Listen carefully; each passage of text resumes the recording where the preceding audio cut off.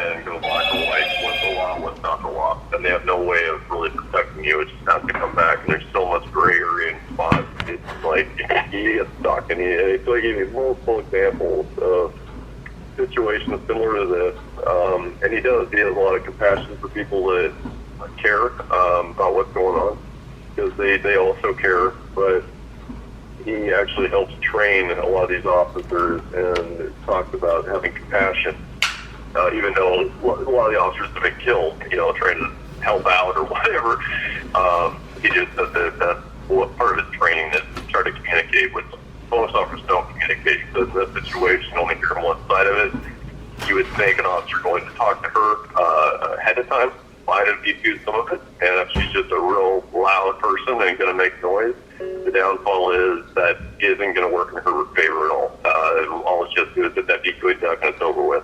Those officers flat out, they know the laws, that's what they're going to go at. They're not going to go at emotion or anything else. It's going to come down to black and white, regardless of common sense on their shooting around people or houses. Like most hunters wouldn't do that, like just even though it's legal. But he gave me so many scenarios. It's just how it is and whatnot. So he said, in all honesty, the court cases, and that's not from him. He's not here. It's one side story. He doesn't know anything, and he has zero interest in getting involved. Meaning that it's just his only 2 cents is the court cases are packed with drugs, addiction, beat people up, murder, all this crap. And so when it comes to duck hunting and all that stuff, even though he feels his job's very important, the court systems don't, because they have so much more on their plate. They're big, heavy, real things, domestic violence, rape, whatever. That as long as you go with the mind frame that you goofed up, you let emotions go too far overall, and you should have just stayed back and videotaped illegal activity. And because they love videotapes, they love seeing that, because it helps them with the case. And if you can somehow portray to that judge that you had this rage, you apologized, the cat between the shotguns, I mean, it's just emotion that took over to where you acted, and now you're rethinking and want to take that energy and go the positive route of trying to make change legally, with changing laws or whatever you can do, or to bring awareness to something.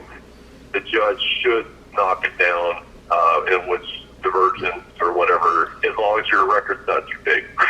So I'm like, well, Tim, it doesn't sound like it is, but Julie, I don't know, she's got a lot of this in her history. He's like, all right, so that's just, it's 50-50, but most judges don't have time for this. And so the more they see that you recognize that you let emotion go a little too far, because you get the decoy duck. If you didn't hit the decoy duck and there was none of that there, you're good. You're still solid. But he said, your best way to combat it is to videotape it, videotape the idea of pushing ducks into an area if that's illegal, et cetera, and not causing so much storm that you actually mess up and do the black and white law. Filming and all that, they love it, and to capture that, but you step out of line and it's going to be horrible. So, yeah, and he totally understands. It's hard, and he said, unfortunately, the more I come around in his career, I just learned that a lot of the newer agents and stuff or officers don't have a real strong communication. They tend to just say, well, this guy's a problem, and not trying to address it, communicate with them to see if you can defuse the situation and find out where they're coming from. Yeah. And he said, so he gave me massive examples of, hunters wanting to kill wolves and elk and stuff that are destroying their huge farmlands. It costs them massive money to kill them the crops, all this crap. And when he's talking to the agents, when he was in these other areas, the agents are like, no, let's just get him, man. He's going to poach. We know he's going to poach. Let's just take him out, blah, blah. And Ryan's like, no, first we're going to go talk to him. We're going to go find out what's going on. So that's all he did. And he said sometimes it stays frictiony most of the time, but otherwise letting them vent on their frustration. Once they kind of break that, or they get all that crap off their chest, and now you have an officer in front of them that's actually willing to listen and try to help the situation as best they can within the law. Now all of a sudden they have somebody they can trust, and as far as the officer, to not shoot the animal first, to at least let them know kind of the scenario and seeing if they can work together to keep the elk and stuff out of their pasture. If that ended up being the problem of one scenario.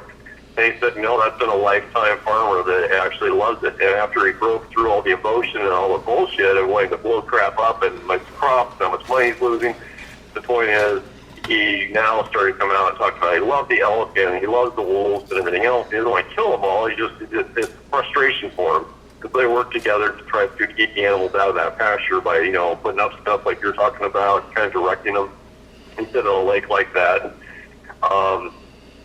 What you could do is, if there's actually proof of where babies hit a house or a person or possibly shooting in a direction of somebody, that is not a fish and wildlife law, that is reckless endangerment.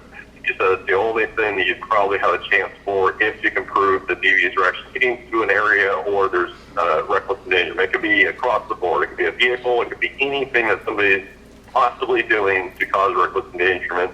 Probably your only real case if you felt a threat. Otherwise, you're kind of stuck with trying to navigate through public lands, private lands, all this crap. He said there's an app out there for hunters, which he even uses, that gives you kind of the safe zones and no zones and all that stuff. The problem is that people are really digging into it, like my drone apps. I can fly here. It says this little tiny piece, it's illegal. But in reality, it's not. And so they have to deal with that crap too. He said that he's really sorry for what happened. He can't come over here. It's not his jurisdiction. But at the same time, it's just unfortunate. If we didn't have to dUCK and we didn't go that extreme, like once something actually happened, now they're stuck. Now they have to go with the law. And because usually the goal would be trying to diffuse both sides.